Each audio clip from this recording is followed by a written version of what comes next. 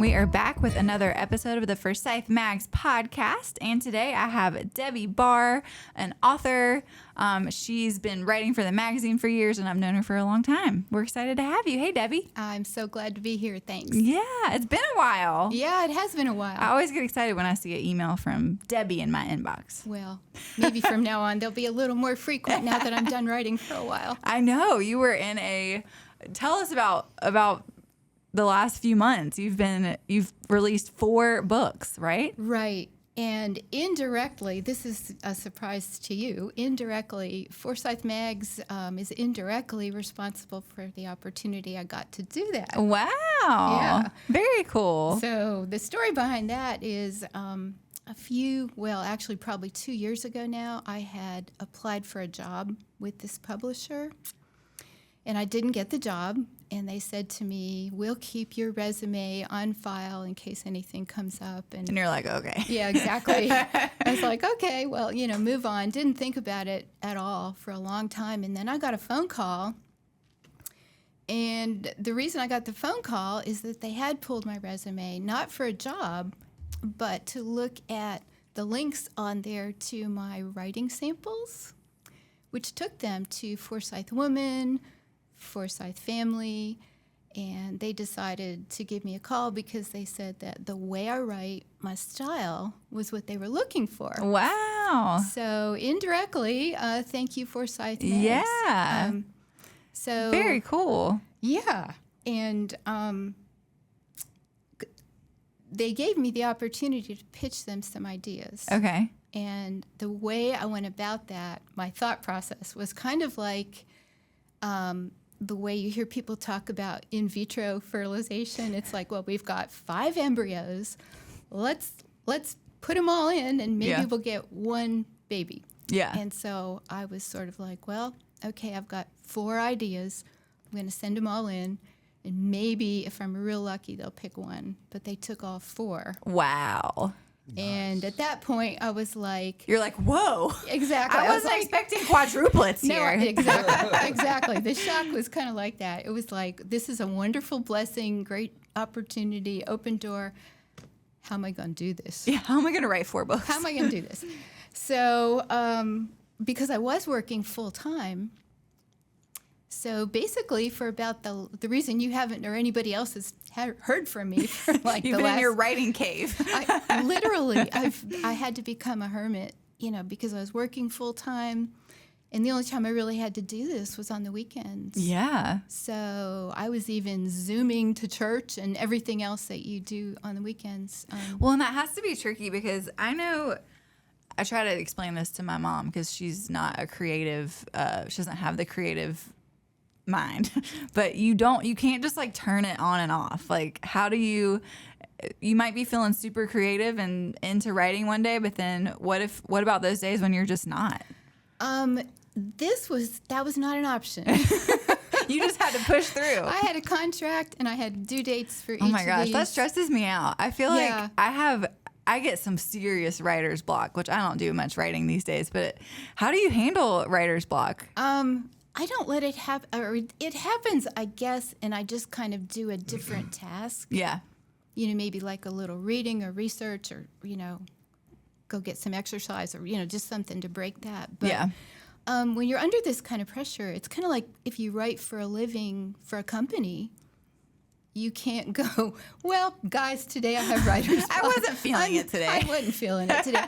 You just kind of have to put your pants in the seat and go. Yeah. So I think it would be different if I were writing fiction, because then you really do have to be creative in that sense. I try to bring those elements into nonfiction, but it's very it's fact-based. A lot of it's research. So okay, that does make it a little not easier, but just a little less of the creative side of your brain that has to be forced to be on if it is more research based. Yeah, it's a little different. Yeah. But you certainly do need to be creative. Because your presentation still has to be. Oh, absolutely. Yeah, exactly. Yeah. Well, and you must be one that works well under pressure. Apparently so. I feel like people either thrive under pressure or they crack under pressure. I do not crave pressure. I mean, I like even just coming here today, I tried to, obviously I was early. I tried to build in margin all around me because I don't like pressure. Yeah, And also because you can't predict what's going to happen on the way. that's true. So, yeah. So tell us about these 4 books. Well, Are they related to each other? Are they a series? Are they completely separate? They're all nonfiction. they're all nonfiction. They're all faith-based. Okay. And no, they're not related to one another at all. They're 4 completely separate topics. And, do you want me to just kind of tell you the four? Well, one is, I'll tell you my rationale for writing it, or like a little two sentences about each one. The one I started with was the one I felt like I already had the most info on because I had already done 2 books previously that related to caregiving. Mm-hmm. So in writing those books, I'm getting to the title here in a second, but in writing those books, one of the things I became aware of is that caregivers, while they're doing one of the most important jobs you can ever do, the most meaningful, sometimes they pour themselves so much into caring for that person that they don't take care of themselves. Yep. They empty their own cup and don't fill it back up. Exactly. And so that's exactly where I was going with this.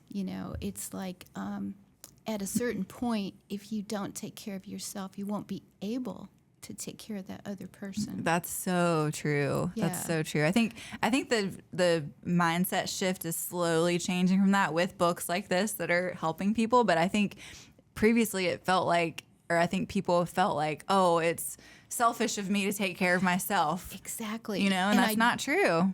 It's not true, and I deal with that very thing because if you look at it that way and you don't take care of yourself, not only will your quality of life will be less, but the quality of care that you can give is less. Mm-hmm. So, hence the subtitle. It's caregiving, taking care of yourself while caring for someone else. Oh, I love that.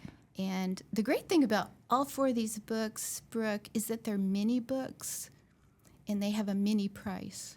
And that makes me happy because I'm hoping people who have a caregiver in their family or someone they know who's maybe on the edge of not taking care of themselves as well as they should. Mm-hmm. Or they are a caregiver. These are super affordable. You could buy for, if you know several caregivers, it wouldn't break the bank to provide. And what do you mean by mini book? What is the qualifications to be considered a mini book? Less pages than your typical paperback book. Okay. And that's also how is it that she did 4 of these in 1 year and survived? Because it's not a full book, but honestly, I put as much into researching these as I would have. Any of bigger course. topic. Well, and I think that's probably good for it to be a bit of a shorter book because these caregivers, I would imagine, don't have a lot of time. Exactly. Girl, you are reading my mind.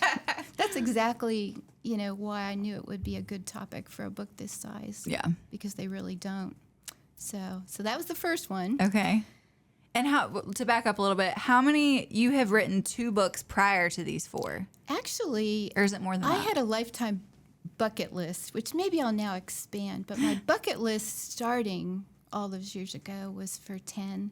And so with these 4, I've now written 10. Oh, wow. Yeah. Okay. So now I'm thinking, well, I'm still alive and kicking. Maybe I should keep going here. Oh, my gosh. Of course you should. Yeah, we'll see what's next. So the second one I did was on forgiveness. Ooh. Subtitle is The Choice That Sets You Free. And I have to say, I learned that this is a subject that had a lot more to it than I ever knew. And, Tell us a little bit about that. well, we can't get through life without stepping on somebody else's toes. Unfortunately, Which means somebody's going to be stepping on our toes. And probably the key takeaway for myself that I learned here is that forgiveness is not about that other person. It's about you. It's about not living with toxic resentment or bitterness or, broken relationships. It's for you. It's for your peace of mind. It's the way God wants us to live, and that's why it's such a big component of, Christianity. So, there is there's that type of forgiveness, the intrapersonal. But then there is the other interpersonal, where you do involve that other person, and it does hopefully result in restoring a broken relationship. So that's so interesting. Yeah. Because what's that quote where, if you're holding a grudge and not forgiving somebody, it's really just hurting you way more than it's hurting them. There's actually a quote, and I probably will mangle it, but I think it's by Lewis Smedes, and he basically says something about a prisoner and then discovering that the prisoner was you, by your own resentment and your unwillingness to kind of let go of it. And I get into all the emotional components of that because we have this structure in our brain called the amygdala. And the amygdala's job is to flag traumatic experiences so you don't forget them. In other words, the reason you don't put your hand on that hot stove is because you remember what happened the last time you did it. And so when we're really, really hurt, where maybe we're betrayed or, someone does something horrible to us, there is that resistance to forgive. Because it's your brain trying to protect you. Your brain is trying to protect you. And so I do make the point in the book that forgiveness is really a choice, just like love is a choice. And sometimes it's the hard choice, the harder choice. Yeah, the more traumatic the hurt, the harder it is. Yeah. Yeah. So That's powerful. It was powerful for me just writing it. Honestly, it was. So Yeah. Yeah, I think that's something that a question for you. Do you think that people's ability to forgive has any connection to like how they were brought up, their childhood, how their parents raised them? Oh, absolutely. Yeah. I do. I don't get into that at all, but just personally, I would have to say yes, because if you have been forgiven and you have been shown grace, then it's so much easier to give it to somebody else. Yeah. So an important parenting lesson too, I think, to make sure that you're, showing your kids that forgiveness is the right way. And absolutely. That modeling, I don't think there's any substitute for it. You have to get to be my age and learn it the hard way. Yeah. So. Oh, wow. I love that. Forgiveness is, I think the older you get to, you kind of learn more and more how just crucial it is, that it really does hurt you. Holding on to stuff can just kind of bring you down. It does. You become negative and suspicious and fearful and cranky, and it's just, there's nothing good about it. Yeah, it's true. So that was the second one. Okay. The third one was about, I titled this one, The Mystery of Waiting. Ooh, I'm intrigued. So we all hate to wait. Yep. It is the hardest part, according to Tom Petty. It is the hardest. Yeah. That's right. Tom Petty has that song. The waiting is the hardest part. Exactly. Well, there you go. Tom and we collaborated on this. Absolutely true, though. It doesn't matter if you're stuck in traffic. It doesn't matter if you're like at the tail end of a huge checkout line, whatever it is, or unanswered prayer, waiting for your prayers to be answered. Now you're channeling Garth Brooks. So there yeah, Garth and I too. Yeah. Lots of country music. Yeah. This is a country music song waiting to happen. But here the mystery of it is there's a purpose often for it, and my metaphor is a garden, right? Waiting is a part of nature if you think about it. If you want to see the sunrise, you're going to have to wait. If you missed it today, you're going to have to wait. Mm-hmm. If you're pregnant, you're going to have to wait for the baby to be born. Yep. You're going to have to wait if you plant a garden. Yes. Right? You drop the seeds in, and you're so excited to see those plants pop up, but they don't pop up. and you wait, and you wait, and you wait. It looks like your garden is a failure. And then green shoots pop up, and you realize the whole time something has been happening, just You just couldn't see it. And I really believe it works the same way with human beings. Sometimes when we wait, we grow, we change priorities, we think about things that we wouldn't have thought about. So even though we all hate it, since it's a part of life, this helps get a little more philosophical about it. I love that. Yeah, this is funny that you mentioned the garden analogy, which I love. My boyfriend and I were going through a plant shop the other day because I'm a plant lady these days. And he's like, oh, why don't you try doing some seeds? And I was like, no, that takes way too long. Exactly. I have to buy them and then they grow, which is still a painful waiting process sometimes. But to get them from the seed, that's like, my patience just isn't quite there. Maybe someday. I get you. I have a book for you. Yeah, I literally have the word patience tattooed on me. No way. Show me. I do. Oh my goodness. And the reason I got that is it reminds me of my papa who passed away. He had undiagnosed dementia, Alzheimer's, and he taught my mom and I, or he tried to teach us so much about patience our whole life. The man was the most patient man I've ever. It's like he didn't mind. He genuinely didn't mind waiting in line and the stuff you're talking about. Like he was just a champ. And when he started to get dementia, all his patience was just gone. Oh wow. He would get so quickly frustrated and irritable. And when that shift happened, that is ironically the moment that my mom and I learned so much about patience because we had to be so patient with him. And so it was just kind of funny how life works, how he tried to teach us about patience his whole life. And then when he, was diagnosed with Alzheimer's, then it shifted everything. So but he ultimately did teach you He patience, did. He sure did. Just not on the timetable. He was probably Yeah. going for. Yeah. I mean, it is a mysterious thing. It is. It's like we hate it, but it's it's part of life. Yeah.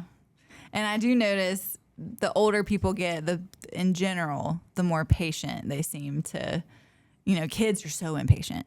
They can't wait for anything. And then, even I'm still very guilty of being impatient, but my boyfriend's grandfather comes to mind. He's one of the most patient men that I know because, he's had, but maybe he's always been that way. I don't know. Maybe I just don't have the patient gene. I don't think any of us have the patient gene. It's like you really got to work on it. It's like a constant. Yeah. It's a conscious thing. Yeah. Like there's a challenging person in my life right now who shall remain nameless. But I consciously think about being patient with her. Yeah. Every time I have to talk to her. And I'm not sure I'm making great progress despite writing this book. No, I bet you are. And if anything, it's teaching you about being patient. Oh yeah, and how unnatural it is, how difficult it is. It is. So a book for everyone. Yeah, truly. Okay, so that was number 3. That was number 3. Let's hear about number 4. Number 4 is called Overwhelmed: How to Stop Trying to Do It All. Oh my gosh, I think you wrote all 4 of these just for me. Oh well, I should have interviewed you. I think the beauty of this is that it's universal. Yeah, everyone needs help with these things. Yeah, I mean, help is important. Yeah. Whether it's self or others, we all need help in a lot of things, and I think that, and especially these days and these times or whatever, that help is especially needed. And you are hitting all the 4 corners of importance here. Oh, yeah. Thank you. Yeah. Thank you. I relate to these personally. Pretty much, I do. Except maybe for the caregiving one. I haven't had that call on my life yet, but I have some real close friends who do. Yeah. But the overwhelmed thing, it's more prevalent now, I think, than any other generation that's lived before us. And, we're working full time. We've got a house and a car and, maybe a family and pets and all these obligations. But on top of all that, we've got stuff on us that didn't exist, in our parents' and grandparents' generation. Yep. For example, just information overload. Yes. I mean, every single day we are all bombarded with hundreds and sometimes thousands of bits and pieces of information from, texts and phone calls and emails and Oh, yes. And social media. social media posts, and then we've got the news, and advertising in your face every time you It's turn a exhausting. corner. It is, and every bit of that eats away a little bit of our bandwidth for coping. And so there's that, and then besides that, there's stuff. I mean, when you drive down a lot of streets right here in Winston-Salem and the garage door's up, what do you see? Are the cars in the garage? Nope. Oh, no, it's stuff. Yeah. From the back to the front. And obviously not everybody has too much stuff. But a lot of people do. But a lot of people do. A lot of people have enough. A lot of people don't have enough. A lot of people have too much. But no matter which category you're in our culture, you want more. Yep. And it's stuff you have to ensure, polish, organize, stack, store, clean. There's a little bit of an obligation for every single thing you own. And so that also eats a little bit of our bandwidth up. Oh yeah. Think about the difference, and I bet you talk about this in the book, but the difference of when you walk into a house, your house or another house that is just like full of clutter and full of stuff and messy, versus how you feel when you walk into a minimal space that's clean and organized and there's not a lot of stuff. Yeah. It takes a lot of time and effort to get your house that way and your life that way, but it's such more freedom. Yeah. Room to literally move in some cases, and room to breathe. And so, I spent some time talking about why are we so overwhelmed. And the irony is, this was the last book I wrote at the end of one of the most overwhelming years I was of my life. you were probably a bit overwhelmed when you wrote this one. This was such an authentic book. Yeah. And then I really delved into some of the ways that you can, like if you find yourself overwhelmed, some of the, the hacks and tips that you can like pull out to calm yourself, and then how to insulate yourself in the future from overwhelm. And a lot of it has to do with being in your sweet spot in the first place. Mm-hmm. A lot of it has to do with our inability to say no. Mm-hmm. And there's a whole shout lot out to all the people pleasers out there who can't say no. Exactly. And in the end, you're the one who carries the burden, Yeah. of all that. So it's in this little mini book, I know I didn't cover everything you could possibly talk about, but this one was kind of pretty authentic for me too. Yeah.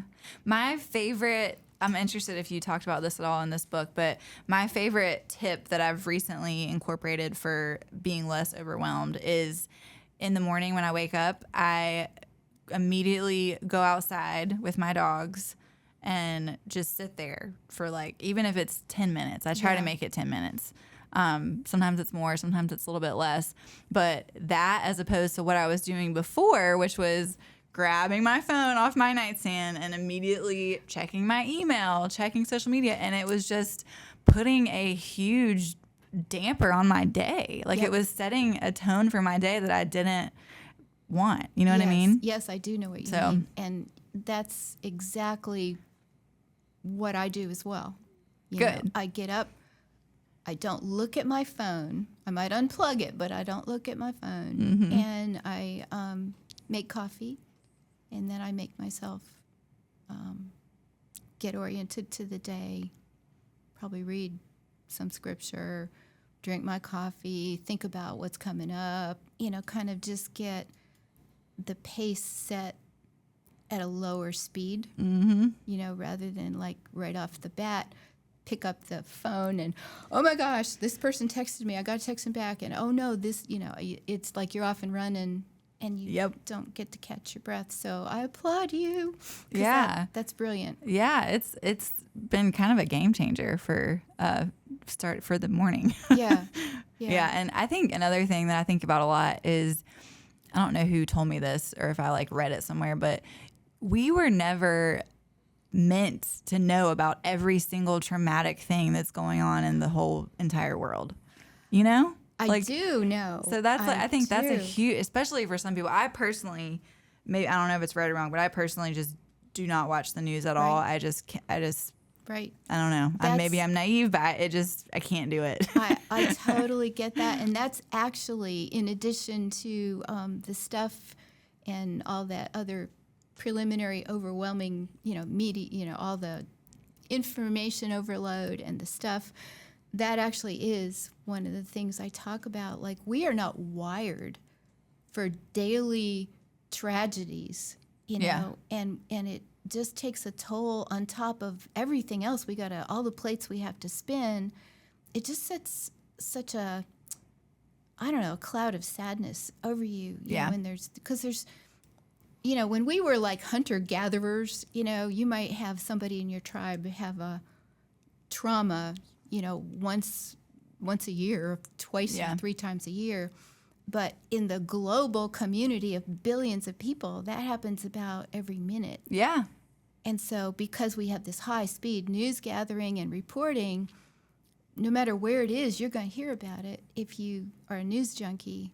So that I don't recommend being a news junkie, because you're going to be thinking about sad things, traumatic things, tragedies. And I think people, it doesn't mean that you don't care about the sad things or the traumatic things that are happening around the world. Like, of course, it's devastating. Exactly. But you can't put all of your focus on that all the time, or it's gonna, just like going back to the caregiving book, if you're just like emptying your cup, being so concerned about all these bad things happening around the world, you're not going to be your best self to, help other people, to be your best self for your relationships, for your kids, for your job.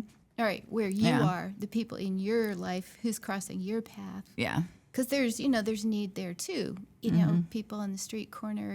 My heart just breaks with all the need and the hurt, that's around us all the time. And the reason the news bothers us is because we do care. Yeah, exactly. And so you're right. You have to kind of set a boundary. It's like, how much can I really take before it starts to impact me? Yeah. Yeah. So there's all that. It's so true. And I was at a fundraising event a few weeks ago, and the guy that was leading the event said, I thought this was cool. He said that he, in the past, as a business owner, had kind of done the shotgun effect, where he would, donate $100 here and $50 here, just to a ton of different places. But he decided that he was going to make the biggest difference if he just put his sole focus on this one specific nonprofit. So I think this is not to say that you shouldn't watch the news and you shouldn't help others, but maybe just instead of trying to help the whole world, because we're not capable of doing that, find one or two things that you're super passionate about, that you can kind of laser focus on, that you can make a difference in. I completely agree with that. I actually learned that at a writers' conference. The teacher told us, if you want to write, you have to narrow the channel to strengthen the stream. Ooh, I like that. That's a good quote. Has stuck with me, not just for writing, but for all of life, because you can't meet everybody's needs. You can't be everywhere for everybody. And I mean, you can pour out your whole life and there'd still be need. Yeah. So you have to find your lane, what matches your passion, your gifting, your calling, your interest, and, pour it all there, and you'll make a bigger dent in the problems of the world. Oh, yeah. I love that. Yeah, a couple years ago, I read the Atomic Habits book, and I was like all motivated and excited, and it is a great book. But I was like, you know what? I'm going to start 5 new habits. How'd that work out for you? It was a huge fail. But I really, in my head, she got in the habit of not doing those habits. Yeah. I'm like, 5 habits. How hard can that be? I can do these 5 little habits every day, and my life is going to be completely different. Well, obviously, that did not work. You have to do, just like we were saying, one small habit, and then after months go by and you master that habit, then you add on a second habit. Exactly. Oh, there's such wisdom in what you just said. Oh, because, yeah. We have these great intentions, but it does take It's a quick way to fail. and you feel like a failure, and that's never good. Yeah. So I think you're right. Yeah. Pick one, master that, then let that success spur you on. To Yeah, and be patient with yourself. Give yourself some grace, Yeah, what's on your arm there? Yep, that's right. Patient. So, Debbie, how can we go about purchasing these books or finding these books? Okay. They're available probably anywhere you would buy books. You can find them on Amazon. Okay. You can find them on Barnes & Noble, Books A Million. My website, which is just debbiebarr.com. There's a link to all the outlets. Does it benefit you differently or better if people purchase them in a specific way? Nope. Okay. Nope. It's all the same as far as where I slot into this. Cool. But yeah. Well, we will put the link to your website and maybe the Amazon link too. Awesome. Yeah. Thank you. I'm excited. And we're also, everybody can stay tuned. We're doing a 4-part series in Forsyth Woman where Debbie's going to do a write-up about each one of these books. So the first one is in August. Yep. So stay tuned. Well, Debbie, so much fun to talk to you. Yeah, I've enjoyed it. Yeah. Both of you. It's been great. And as always, you can find Forsyth Mags and all of our content and more of Debbie's articles on our website, forsythwoman.com and forsythfamilymagazine.com. And you can find us on social media at Forsyth Mags. And that is a wrap for today. The views and opinions stated on this podcast are solely those of the contributors and not necessarily those of our distributors or hosting companies. This podcast is copyrighted and cannot be reproduced without expressed written consent of Forsyth Magazines Incorporated. Ooh, that's a mouthful.